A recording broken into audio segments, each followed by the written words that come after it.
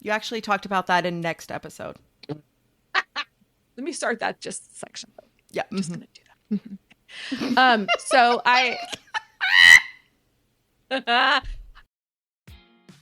Yay, you're here. Welcome to How to Be a Grown Up with CK and GK. Let's get started.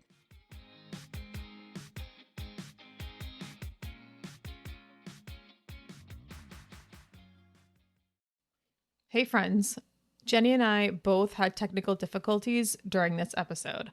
We decided to shorten the episode to spare you the worst of it, and we apologize for the sound quality and shortened content. Rest assured we've got a fix, and we'll be back next week with the audio quality you expect. Thanks for sticking with us. On with the show. It's Tuesday. Oh, gosh. Okay. Today, first of all, we're glad you're here. Thank you for being with us. We are going to talk about why I need to stop experiencing JOMO, which is the opposite of FOMO.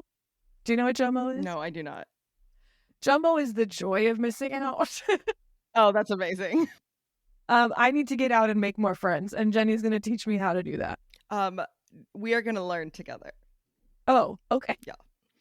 We've talked about this. I am the awkward person who stands over by the food at a party and eats all the guacamole. And then the other thing I do is I go find pets and I play with pets the whole time.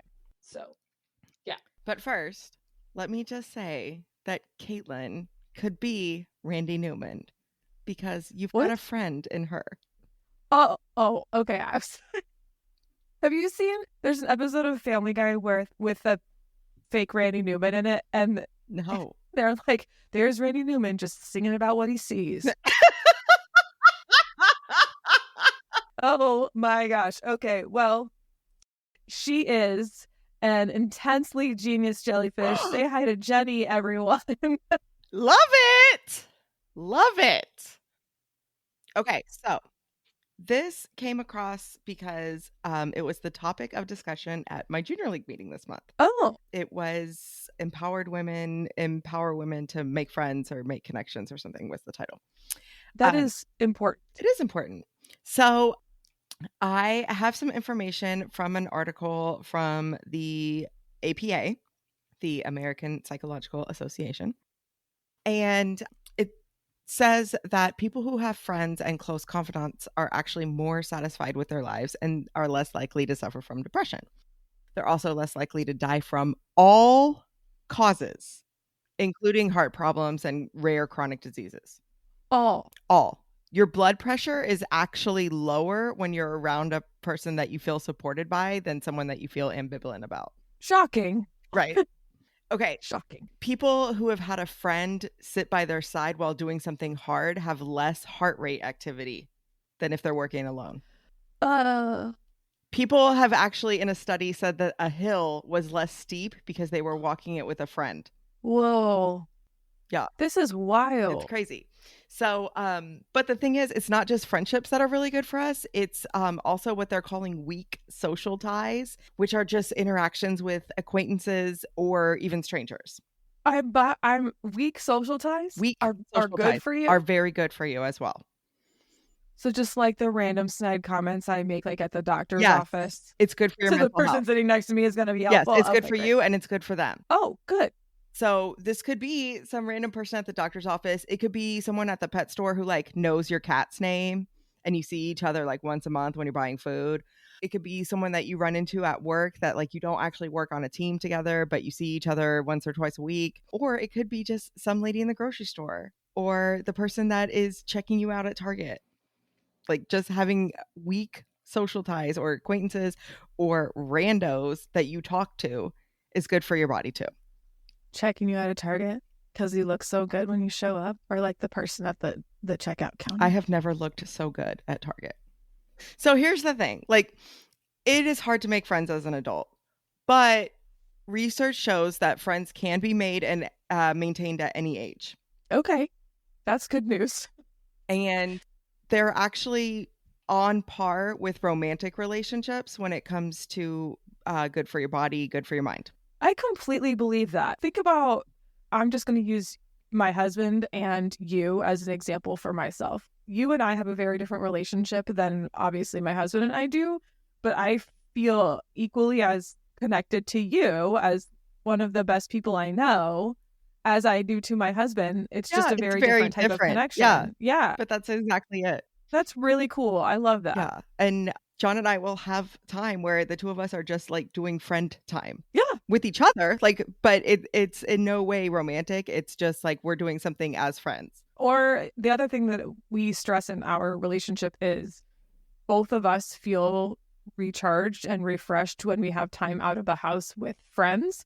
So we don't put all of the benefits of a relationship into just that one person. We also value going out and being with other people, and we ensure that is built into our relationship. Otherwise, I think it would cause a lot of problems, codependency and gross, stir craziness and all the other things go with that. But okay. Yeah. So, like I said, it's hard to make friends as an adult. It feels weird. There's social anxiety. Like, it's not a cool thing. So we watched a couple of videos in the meeting from Daniel Bayard Jackson, and she is a certified friendship coach, which someone asked the question, like, who certifies her? I don't know, but that's pretty amazing. She works for Bumble BFF. That's a thing? Yes. Like, to help you get connected with friends. Okay, wait. So Bumble, as in like the dating app, the BFF side is like to meet people that are not interested in a relationship, just want to hook up and meet friends. Oh, cute. Okay. So she gives some advice on how to make friendships as an adult.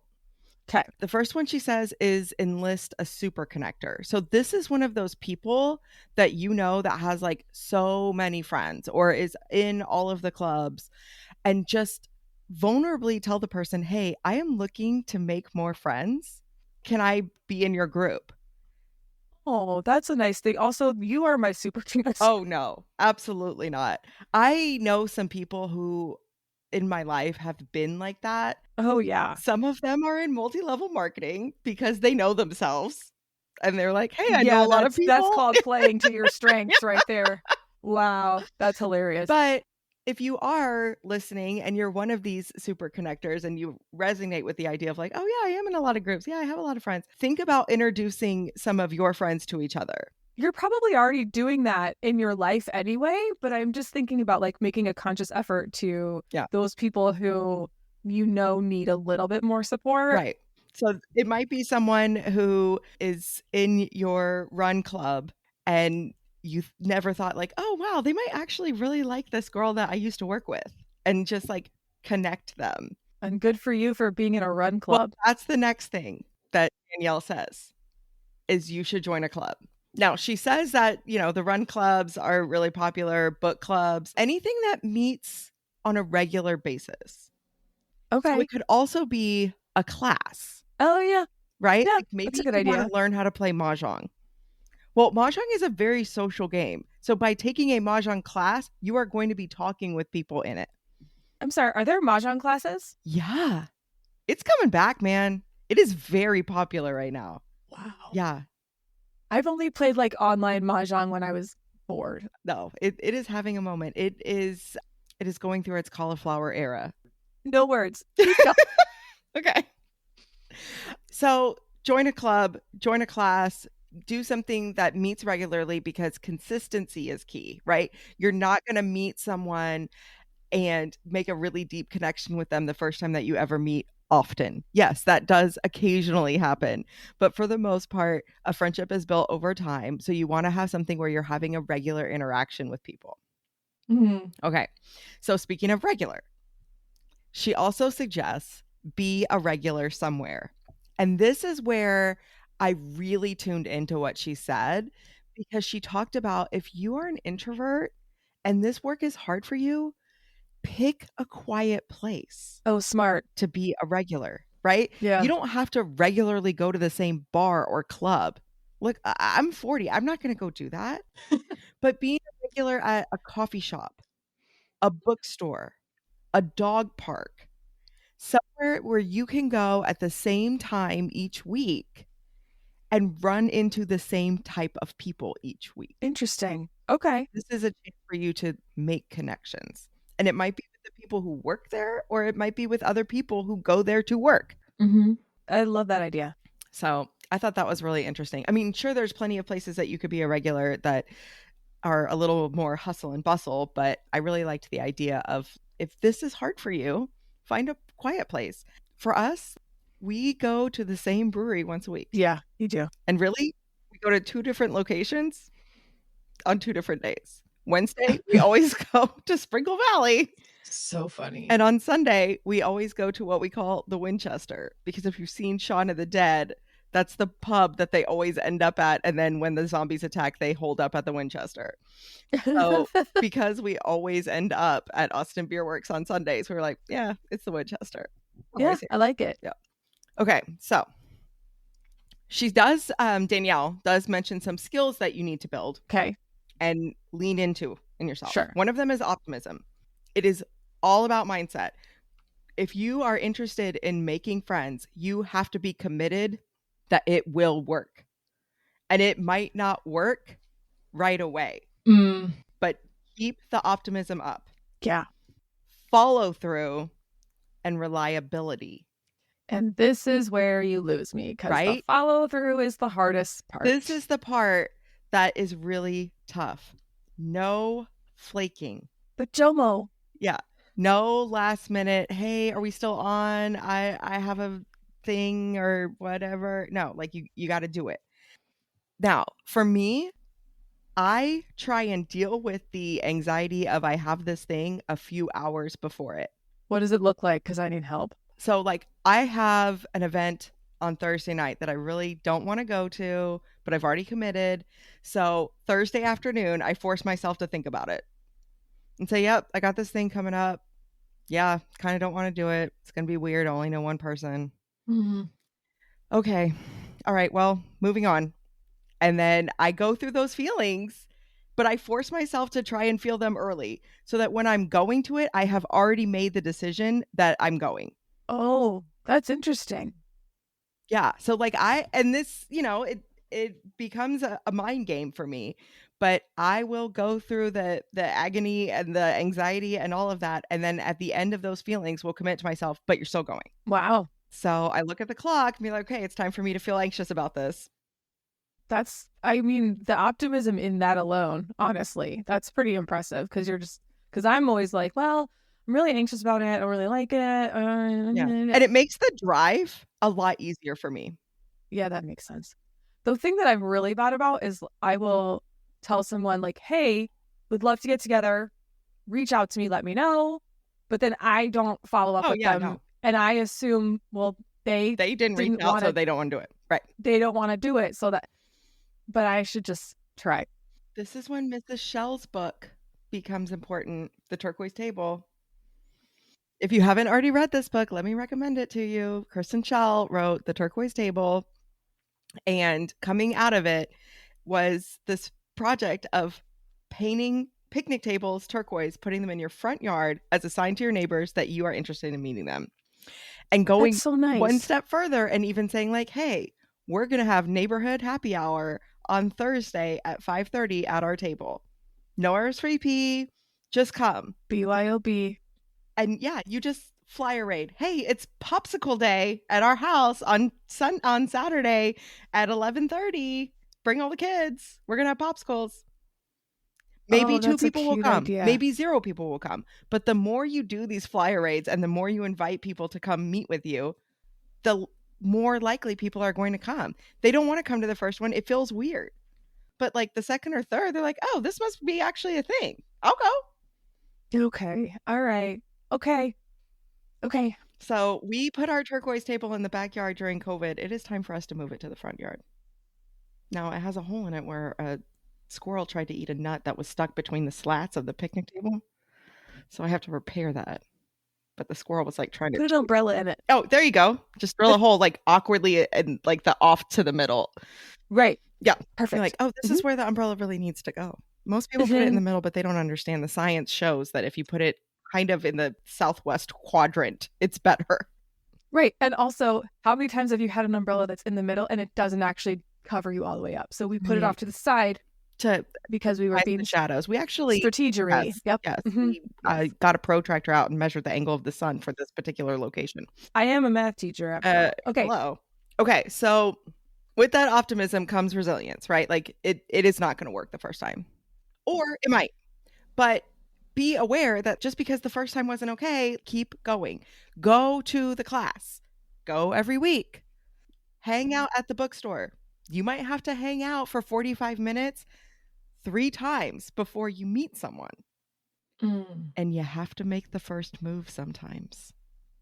I just felt my heart Right? start pounding really hard, and I'm talking to someone who I know well and adore And still, virtually.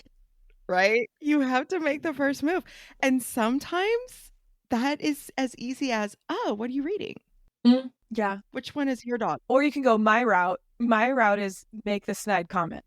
Right. That we're all thinking, because there's a whole theory about people who judge other people together. Oh, yeah. Really quickly. Absolutely. My enemy's enemy is my friend. Yeah. Right. Exactly. Snide comments are always helpful. Okay. So if you're going to make the first move, do it from a place of curiosity. Right? It's the Walt Whitman quote that became the Ted Lassoism: be curious, not judgmental. Ask questions and be interested. We were working with some middle schoolers on this and actually teaching them how to make their facial expressions and bodies appear interested in the other person. Oh, my word. And we said, look, you might not actually be interested in what they're talking about. You might not be that into jujitsu, but you can ask questions and you can try and learn more and maybe connect it to an interest that you do have. That's true. These are social skills that actually have to be practiced. And the technology piece means it's harder to practice. Absolutely. So I love that you are explicitly doing that. The thing about the technology that I heard from a recent discussion with a psychologist, he said, look, there's low risk in the internet, not just because people don't see you and you don't have to read faces and feel awkward in the room, but because you can exit and nobody looks for you. Ooh. Nobody says like, hey, how's that person? I haven't heard from them for a while. Let me go check on them. Nobody does that. It's just like, oh, that person's not commenting anymore. They're gone. Oh, wow. You're right. So it's so easy. You can ghost. And I think that's probably where ghosting came from, honestly. It's like, I don't have to engage anymore. And so he was particularly talking about relationships in person and how they teach things like feeling. You have to feel that what you said didn't land well. Oh, that's the worst. And that the people around you, you have to read their faces and their body language. But the only way that you're going to learn those skills is by getting the negative feedback, feeling it, and realizing, okay, I'm not going to do that again. Whereas if you do it on the internet and someone barks back, you just leave that group and you never go back. Or you double down. And you're still anonymous. Yeah, you are. I love that you just brought Ted Lasso into this, because you just said be curious, not judgmental. And what had I just said? Sit around and judge someone. Yes. To make new friends. But you're judging something else. You're not judging that person. No, I judge the action or sometimes the item of clothing. But not of them. Like, you're not trying to bond with someone over like, I can't believe you chose that watermelon. No, you look at the other person across the cart and be like, does she really have 30 gallons of milk in her car? She's the person who we're modeling all the math problems. Right.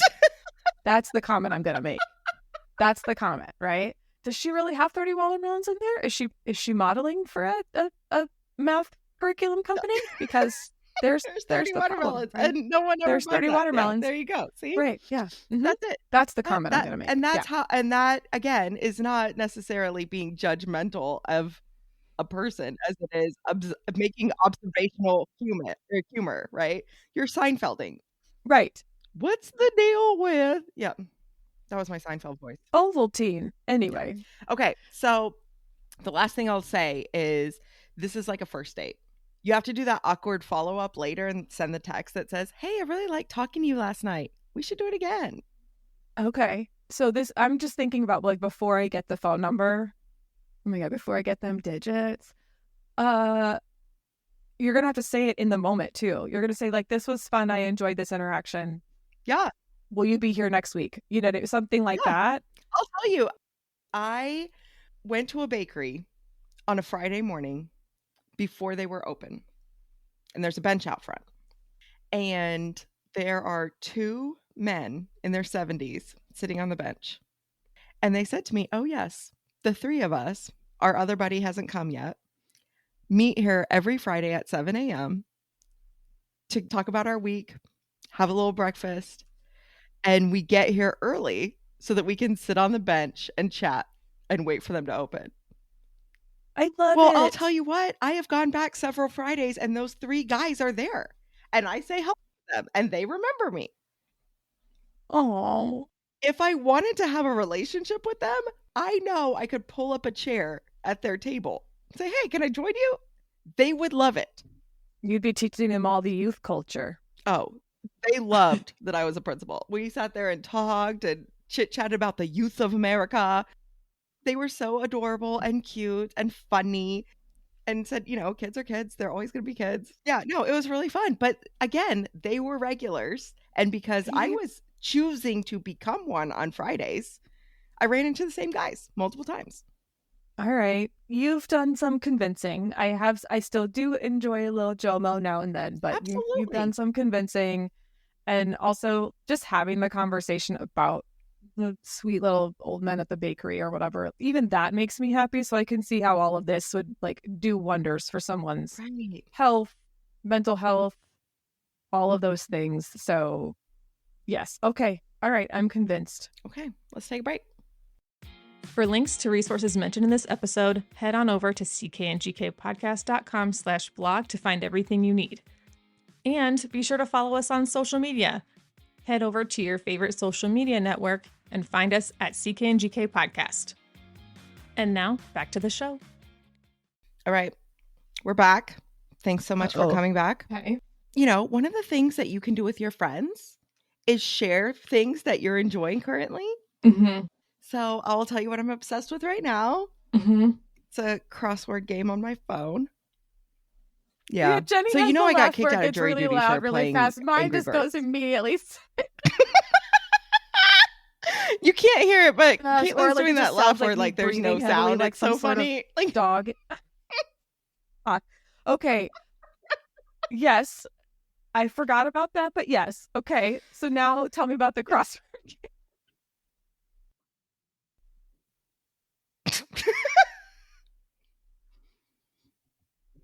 Yeah. Yes.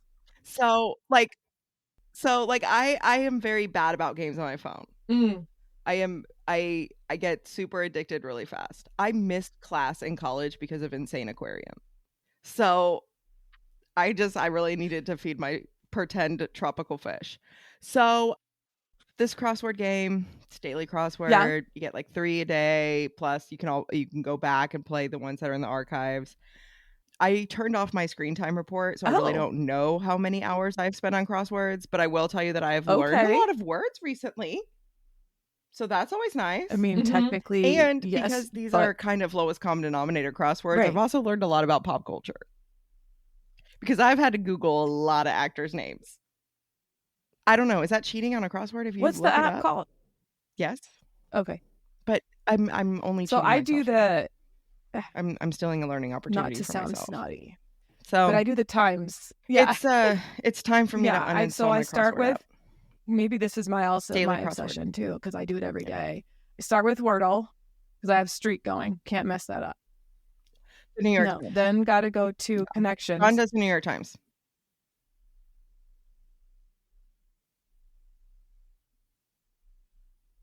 Yes.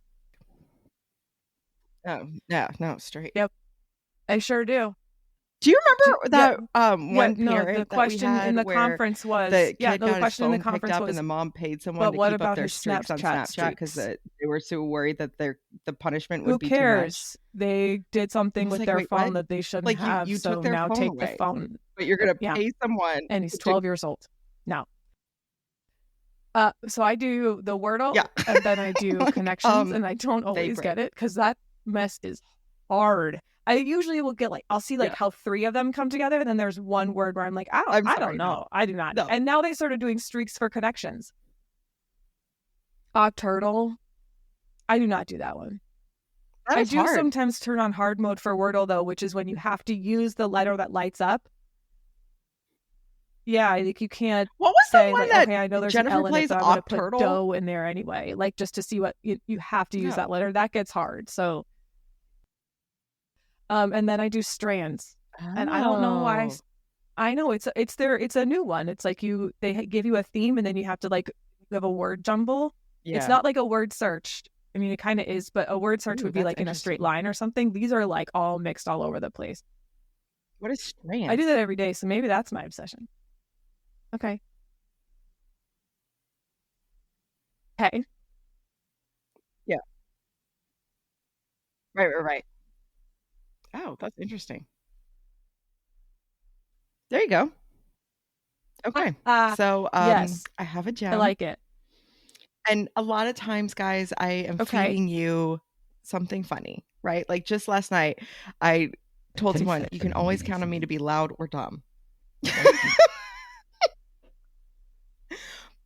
But this one is a heartwarmer. The bug I watched is it on twice. the rock. This is the first sentence that Kit read aloud, and his teacher happened to catch it on video and send it to me. Oh, were they And so y'all, excited I for must you? have I played that could see video them for being super 19 different happy. people, Yeah. including an entire 7th grade class that I interrupted, ran in and said, guys, you have to watch this. Yeah, that's really sweet. Once they found That's out what so it cute, was, though. yes. I mean, sometimes but I didn't give any context. I just people don't played give it. 7th I'm like, graders "The enough bug is on credit. the rock?" Like, I what? remember I was like, when that's my they are kid, the and he's best. reading. If And I then they go cheer. back to teaching, I'm finding a 7th grade position, and I only want 7th graders. I don't. I love them so much, but I had. Oh, they're You the best. remember this? When I first got to the job that we met each other at, my son was very little, and he was in the daycare that's underneath the school on the first floor of the building. Well, okay, fine. The school is on the second and third floors. Second floor underneath. You're right. That was a weird way to say that. On the first floor of the building. It's not like underneath.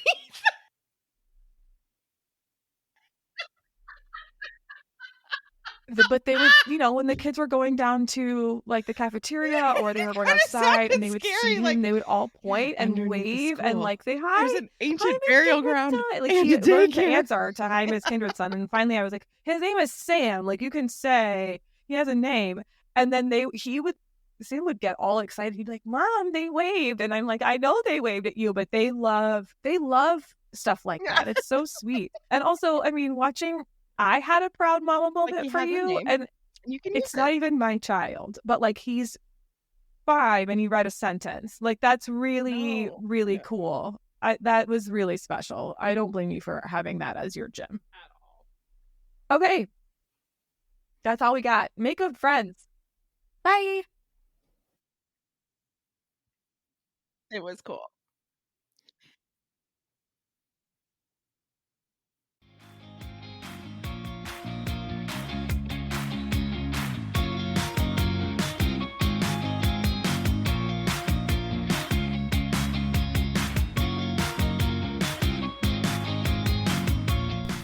Hey friends, thanks for listening to the CK and GK podcast. Find us at CK and GK podcast on Instagram and Twitter, and rate, review, and subscribe on Apple Podcasts, Spotify, Good Pods, or anywhere else that you pod.